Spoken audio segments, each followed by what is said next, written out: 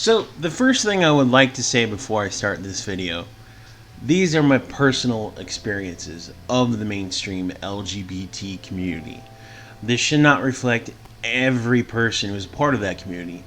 It should, however, highlight a serious problem in said community. Well, if you follow my Twitter at CrackerCritical, you should know by now that I'm bisexual. I'll give you a minute. You good? Then let's begin. Now, I never tell anyone about my sexual orientation unless I am directly asked. Your sexual orientation should not define who you are like anything else. It's just another building block that makes you, you. I knew I was different when I went to an all-boys Catholic school and I couldn't stop looking at the other guys when we had group showers. I was 13 at the time. These feelings I had to suppress due to the fear of how others may think and or treat me. I didn't come out to my close friends and family until I was well into my 20s. Though my first gay, quote-unquote, sexual experience was when I was about 15 years old. Currently where I live is not the best place to come out as bi. I get flack from everyone, even the very community that's supposed to have my back. Most often than not, when I tell someone I'm bi, I get a look of disgust. Then they ask, why don't you choose to be gay or straight? And I say, ¿Por qué no las dos? I'm going to use a food analogy here, so bear with me. So, some people like pepperoni pizza, and some people like cheese pizza. I happen to like both.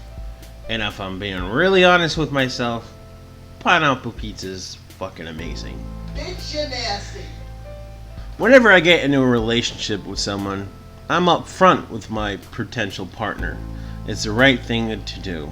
Unfortunately, a lot of gay men and straight women do not like the fact that I'm bi. It's very taboo. It's fine for them not to be okay with it, but I wish it wasn't a taboo for most people. At first, when I joined the community, I was welcomed with open arms. It was the greatest feeling to know that there are people out there like me who knew what I was going through at the time. Truth be told, it felt like a weight of self-hate and depression lifted off my shoulders.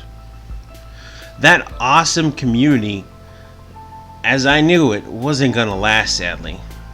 So, about 2008, when Obama first became president, I started to notice that the community that I was a part of started to change.